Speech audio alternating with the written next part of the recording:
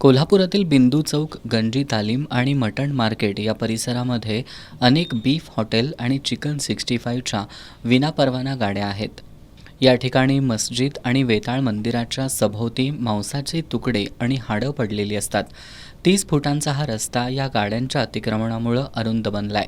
त्यामुळे या विनापरवाना बीफ हॉटेल आणि चिकन 65च्या विनापरवाना हातगाड्यांवर तात्काळ कारवाई करण्यात यावी. त्याचबरोबर वेताळ मंदिराभोवतीची स्वच्छता करण्यात यावी. या मंदिराची विटंबना थांबवावी अशी मागणी बिंदू चौक अतिक्रमण विरोधी कृती समितीच्या वतीनं करण्यात आली आहे. या समितीमध्ये भागातील हिंदू मुस्लिम नागरिकांचा समावेश होता. या मागणीचे निवेदन महापालिकेचे अतिरिक्त आयुक्त राहुल रोकडे यांना देण्यात आलं. बिंदू चौक आणि परिसरातील या अनधिकृत गाड्यांच्या ठिकाणी रात्री उशिरापर्यंत मद्यपींचा वावर असतो. याचा नागरिकांना नाहक त्रास सहन करावा लागतोय. या ठिकाणी कचरा आहे त्याच ठिकाणी टाकण्यात येत असल्यानं भागात मोठ्या प्रमाणात दुर्गंधी पसरली आहे. त्यामुळं नागरिकांच्या आरोग्याचा प्रश्न निर्माण झाला आहे. हे मांसाचे तुकडे खाण्यासाठी या भागात मोठ्या प्रमाणात भटक्या कुत्र्यांचा वावर वाढला आहे. त्यामुळं नागरिकांच्या आणि लहान मुलांच्या जीवाला याचा धोका निर्माण झाला आहे.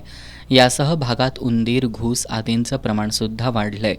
या भागात हिंदू आणि मुस्लिम अनेक वर्षांपासून गुण्यागोविंदानं राहत आले आहेत.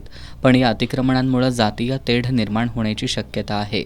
त्यामुळे या गोष्टीचं गांभीर्य ओळखून हे अनधिकृत चिकन 65 गाडे आणि बीफ हॉटेल तात्काळ हटवावीत अशी मागणी करण्यात आली आहे. दरम्यान सकल हिंदू समाजाच्या वतीनं या मागणीला पाठिंबा देण्यात आला असून जर ही मागणी मान्य केली नाही तर आम्ही आमच्या पद्धतीनं कारवाई करू असा इशारा त्यांनी दिलाय.